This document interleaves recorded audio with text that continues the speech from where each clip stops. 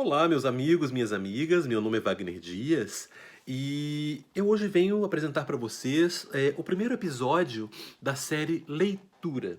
Nesse primeiro episódio, que se chama Leitura, Histórias Orais, Familiares e a Descoberta do Mundo, eu pretendo falar um pouquinho para vocês sobre como é que eu me inseri nesse universo da literatura, é, como que a literatura infantil me foi apresentada e também tocar no ponto da importância da família nesse processo de inserção. Para que vocês saibam um pouquinho mais sobre mim, eu sou professor, trabalhei com crianças, com jovens, com adultos, trabalhei em presídio, é, fiz graduação em letras, depois me especializei em literatura infanto-juvenil, fiz um mestrado, um doutorado em educação, hoje estou fazendo meu segundo doutorado sobre a ética da formação docente. O meu interesse é realmente na formação do professor e me preocupo muito com a formação dos professores das séries iniciais, e eu vou falar sobre isso em outro momento. Mas hoje eu quero contar um pouquinho da minha vida para vocês. Minha vida de menino de interior de Minas Gerais, Brasil. Família humilde, família que não tinha livro, família com poucas pessoas que frequentaram a escola, frequentaram a escola, mas não chegaram a graus elevados de formação institucional. Eu tive apenas uma tia do lado do meu pai, né, da família do meu pai, que conseguiu fazer um curso de pedagogia a duras penas. Era uma época muito difícil para se fazer uma universidade. E isso não foi impeditivo para que eu me interessasse por livros.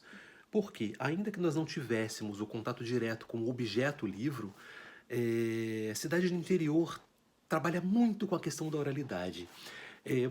Sempre vai ter alguém que vai te contar uma história sobre o lobisomem, sobre a mula sem cabeça, sobre a quaresma, sobre as fazendas vizinhas, sobre aquele senhor que mora na casa da esquina que não fala com ninguém, ele tem os mistérios que acontecem naquele casarão, né? Então a casa da minha avó paterna era o meu sítio do Pica-Pau Amarelo. Um grande pomar, primos brincando, primos fabulando, as tias contando histórias, muitas das vezes entrando na aventura junto com a gente, sujando a mão de terra, sujando a mão de barro e colhendo jabuticaba com a gente nas árvores. E foram as minhas tias que me apresentaram os clássicos da literatura universal, né? Foram elas que me contaram as histórias de Branca de Neve, Moura Torta, Peter Pan, as histórias dos irmãos Grimm, que elas conheciam a partir dessa sequência de narrativas orais. Alguém contou para elas e elas agora contavam para nós, as crianças da família, mesmo que não tivéssemos livros, né? Tive também pai e mãe extraordinariamente carinhosos, também não tiveram oportunidade de estudar, mas eram sensíveis demais com relação a esse momento da história, de contar histórias. Não havia um dia, pelo menos eu não me lembro, na minha infância, em que meu pai e minha mãe não paravam que fosse um minuto para contar uma história. E ali a gente deitava na cama e tinha todo o aconchego do travesseiro, e tinha uma mão no ombro, tinha um abraço, tinha um carinho no rosto, e a história começava. Minha mãe musicalizava alguns trechos das histórias, alguns eu não me esqueço até hoje, como um trechinho da história da Cabra Cabrês, que mais tarde eu vim a descobrir num livro no qual eu estudei, que era o livro chamado As Mais Belas Histórias, e eu vi que aquela história que minha mãe me contava estava ali, aquilo foi um máximo, foi lindo ver aquela história que antes eu só ouvia escrita, com letras, com um código alfabético, né? E minha mãe cantava um trecho dessa história para mim. Bangu ho, incaramure murim. E eu fiquei com essa sonoridade na minha mente, eu trago até hoje, eu nunca me esqueci.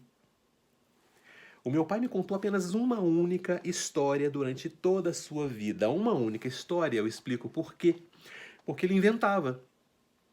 Então ele não sabia repetir, porque cada hora que ele contava de um jeito. Ele mantinha os personagens e mantinha o ponto alto da história, que era quando uma vassoura né? A história tinha uma vassoura, tinha um boi, tinha uma tangerineira. Então, quando a vassoura perdia os pelos, o boizinho, ele batia a cabeça desesperadamente na tangerineira, a tangerineira chorava copiosamente e eu também chorava, porque aquele momento era um momento de muita dor, de muita tristeza para mim, algo me tocava profundamente naquela história. E assim eu fui inserido no universo da literatura. Nessa relação de afeto, eu fui inserido no universo da literatura. Porque de tanto ouvir histórias, eu entendi que as histórias, elas tinham uma estrutura, tinham personagens, cada personagem tinha uma característica,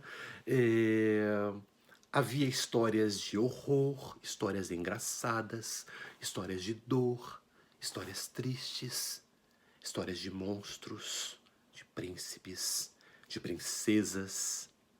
Então eu fui aprendendo que contar história dependia de certos elementos. E esses elementos foram muito úteis a mim no futuro, quando eu comecei a escrever. Porque eu sabia que para escrever, que para contar uma história, que para narrar um fato, eu tinha que seguir aquela estrutura. Olha a importância de se ouvir e de se contar histórias. É isso que eu queria falar para vocês. As famílias hoje estão tão assoberbadas, né? Não tem mais tempo, a vida exige tanto. Mas 5 minutos de contato, de afeto, de um abraço, de um toque, a gente pode tentar. Hoje isso tudo ficou na mão das professoras, né? Então, se você é professor, use na sua sala de aula esse momento de afeto, porque às vezes a criança não tem em casa, infelizmente. E nós não podemos jogar sempre a responsabilidade para cima do outro, nós precisamos fazer alguma coisa com aqueles que estão ali no nosso convívio para melhorar um pouco a vida dessas pessoas. Então eu digo que foram essas narrativas orais, essas histórias que me eram contadas pelos pais, pelas minhas tias, que brincavam, que cantavam, que faziam desenhos para mim, que me ensinavam a colorir com tinta feita no quintal. Toda essa engenhosidade simples é muito simbólica. Essa troca de afeto faz muita diferença na vida da gente. Então, se você tem uma criança por perto, se você é pai, se você é mãe, se você trabalha com educação infantil, priorize esses momentos na sua formação, na sua vida, porque é muito importante contar histórias. Eu passei a ser um grande leitor, passei a ter vontade de escrever, porque veio daí toda a minha formação pessoal, sentimental, toda a minha fruição, a minha habilidade para criar, ela vem desse tempo. No próximo vídeo eu quero falar sobre a relação da escola, os meus primeiros contatos com a leitura na escola. E vocês vão entender como é mágico isso, né? Como é que isso acontece de uma forma incrível. Bem, era isso que eu tinha para dizer. Eu espero que se vocês tiverem gostado, que vocês deixem aí embaixo os comentários, as sugestões, as críticas. Conta como é que foi a sua inserção. Você ouvia histórias? Ouvia seu pai, sua mãe, seu tio, sua tia, seu avô, sua avó contavam histórias para vocês? De onde vem o seu gosto pela literatura? Seu gosto pela escrita? Conta. Vamos compartilhar aí. Vamos trocar ideias. Nós que somos professores precisamos disso, de trocar as nossas experiências. Isso enriquece. Para terminar, eu queria ler para vocês uma poesia que muito me emocionava na infância, que se chama A Fonte e a Flor. Eu não sei se vocês conhecem. É uma poesia de um autor que se chama Vicente de Carvalho.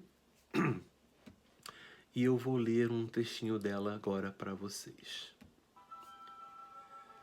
Vamos lá. A fonte e a flor. Deixa-me, fonte, dizia a flor, tonta, tonta de terror. E a fonte sonora e fria cantava levando a flor. Deixa-me, fonte, deixa-me, dizia a flor a chorar, eu fui nascida no monte, não me leves para o mar. E a fonte, rápida e fria, com um sorriso zombador, por sobre a areia corria, corria levando a flor. Ai, balanços dos meus galhos, balanços do berço meu, ai, claras gotas de orvalho caídas do azul do céu. Chorava a flor e gemia, branca, branca de terror, e a fonte sonora e fria rolava levando a flor. Adeus, sombra das ramadas, cantigas do rouxinol, ai, festa das madrugadas, doçuras do pôr do sol, carícia das brisas leves que abrem rasgões de luar, fonte, fonte, não me leves para o mar. E as correntezas da vida e os restos do meu amor resvalam numa descida, como a da fonte e da flor. A vocês, o meu muito obrigado e o meu grande beijo. Até o próximo vídeo.